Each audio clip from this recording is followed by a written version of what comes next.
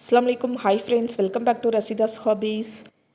இன்றைக்கி ஒரு சூப்பரான ரெசிபி தாங்க பார்க்க போகிறீங்க. கறி ரொட்டி எப்படி செய்கிறதுன்னு பார்க்கலாம். இது செய்கிறதுக்கு 3/4 கிலோ அளவுக்கு, கிட்டத்தட்ட 3/4 கிலோ அளவுக்கு மைதா மாவு சேர்த்துருக்குறேன். இதுக்கு தேவையான அளவு உப்பு சேர்த்துட்டு 1 டேபிள் ஸ்பூன் ஒயிட் சுகர் சேர்த்துக்கிறேங்க. இதை நல்லா மிக்ஸ் பண்ணி விட்டுட்டு கொஞ்சமாக தண்ணி சேர்த்து நல்லா சாஃப்டாக மிக்ஸ் பண்ணி எடுத்துக்கலாம். புரோட்டாக்கு சப்பாத்திக்கெலாம் மாவு பிசைகிற மாதிரி அதே மாதிரி மாவு பிசைஞ்சிக்கலாங்க. இந்த அளவுக்கு நல்லா சாஃப்டாக வந்ததுக்கப்புறமா இதுலேருந்து சின்ன சின்ன உருண்டைகளாக போட்டு வச்சுக்கலாம். இந்த கறி ரொட்டி பார்த்திங்க அப்படின்னா ஸ்ரீலங்கன் ஸ்டைலில் தான் நம்ம செய்ய போகிறோம். இந்த ஸ்ரீலங்கன் ஸ்டைலில் இந்த செய்கிற கறி ரொட்டி வந்து ரொம்ப நல்லாயிருக்கும். எங்கள் ஊர் பக்கம் வந்து இந்த ரெசிபி வந்து இந்த மாதிரி தான் செய்வாங்க. அதே மாதிரி தான் நான் உங்கள் கூட இன்றைக்கி ஷேர் பண்ணியிருக்கிறேன். இந்த மாதிரி குட்டி குட்டியாக வந்து உருண்டை பிடிச்சி வச்சதுக்கப்புறமா இந்த மாதிரி உள்ளங்கையில் நல்லா ப்ரெஷர் கொடுத்து இந்த மாதிரி தட்டி வச்சுக்கலாம். எல்லா உருண்டையும் இந்த மாதிரி கையாலேயே வந்து தட்டி வச்சுக்கிறாங்க. இந்த மாதிரி கையாலேயே நல்லா தட்டி வச்சுக்கிறப்ப கொஞ்சமாக ஆயில் ஊற்றி நல்லா இந்த மாதிரி கையால் ஸ்ப்ரெட் பண்ணி விட்டுக்கலாம். இந்த மாதிரி ஒவ்வொரு உருண்டையும் தட்டி வச்சுட்டு ஒரு 1/2 hour போல் இப்படியே இது ஊறிக்கிட்டே இருக்கட்டும் மாவு. இப்போ வந்து அடுத்ததாக நம்ம காய்கறி இதுக்குள்ளே வைக்கிற ஸ்டஃபிங் வந்து பார்த்துடலாம்.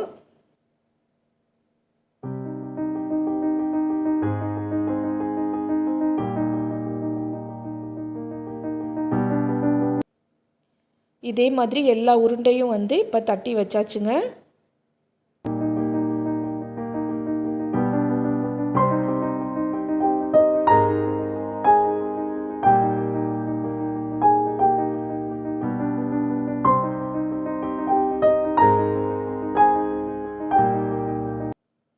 இப்போ இது ஊறிட்டே இருக்கட்டும் மாவு.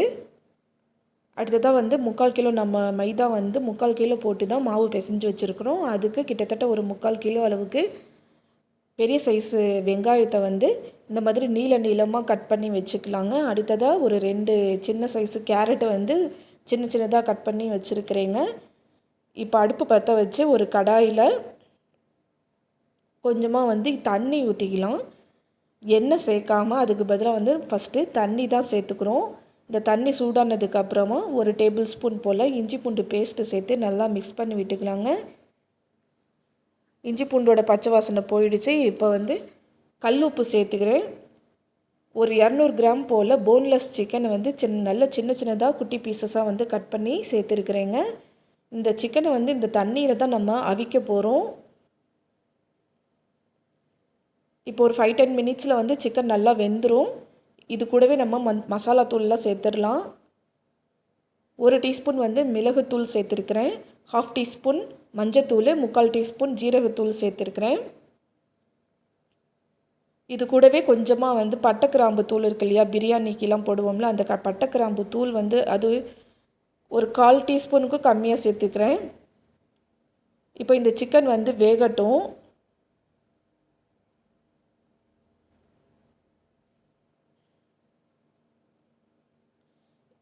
இப்போ பார்த்திங்கன்னா சிக்கன் நல்லா வெந்துருச்சு. இதில் நம்ம கட் பண்ணி வச்சுருக்கிற கேரட்டை சேர்த்துக்கலாம். நல்லா மிக்ஸ் பண்ணி விட்டுடலாம். கேரட் வேகட்டும், அது வரைக்கும் வெயிட் பண்ணலாம்.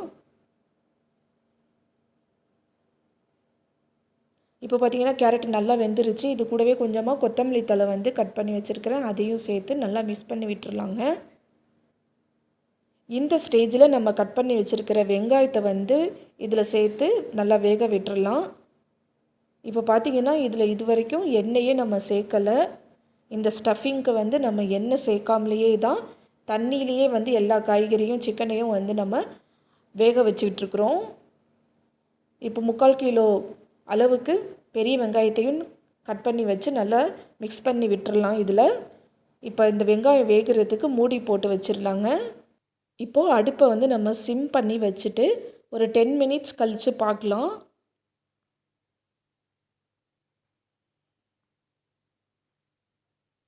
இப்போ 10 மினிட்ஸ் ஆயிடுச்சுங்க. இப்போ பார்த்திங்கன்னா வெங்காயம்லாம் நல்லா வெந்து வந்துருச்சு. நமக்கு ஸ்டஃபிங் வந்து ரெடி ஆயிடுச்சு பாருங்கள்.